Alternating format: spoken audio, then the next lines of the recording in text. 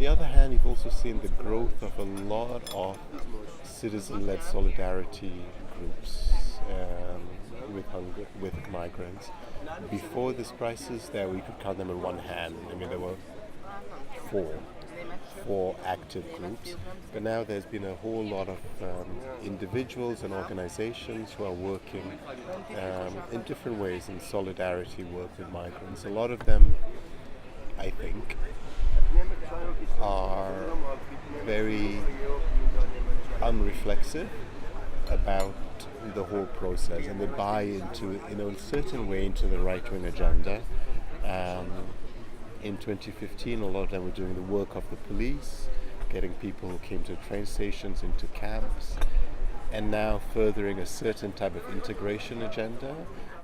So maybe if you could comment a little bit on this field or kind of crisis ethnography, how it was like. Well, I mean, honestly, there were three of us, and the ethnography was done by Ernestina, Carlius, and me. But we went into it without. We were responding to a crisis. We didn't think about writing anything. The idea came later when American anthropologists wrote to us and asked us to come up with something. But we went there in 2015. Ernestina works for Mixo, this migrant group, and I care about these things. So we were there and just trying to understand and map and help people and figure out what the movements were, trying to, be there as they protested in the train courts, to coordinate with the groups who were providing food. And then everything was really propelled by people taking matters into their own hands and walking to the border, or trying to walk to the border. They made it to about 30 kilometers only, and then they were camped outside in Bichke, and we were driving there, me and Estina and a few others, to go and see what could be done.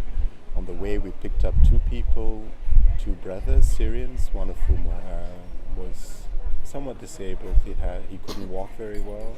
And then Ernestina stayed along with others. She got them onto the buses. They didn't trust the Hungarian police, so some people from Mixo had to go on the bus with them to the border. I took those guys back to my house, and I got in contact. There was this wonderful, amazing priest at an abbey, Pannonhalma Abbey. It's the largest, oldest abbey in Hungary. It's also a school. He's the headmaster in the school there. And he was running a clandestine migrant transport service. So I brought those guys there, and we got them across the border to Vienna. But he was really amazing. One of those guys just this part is migrant solidarity, just this network, underground network of priests whom the bosses didn't know about. It's the abbot who's the head of an abbey. The abbot didn't know about this, but he was driving around, picking up people and hiding them in the abbey. And when I came, he had to tell the abbot what was going on. And you just remember the abbot with a frozen smile, completely torn, didn't want to expel people from his grounds, but also terrified of what the Hungarian government would do if they found out. So it was a lot of people networking together.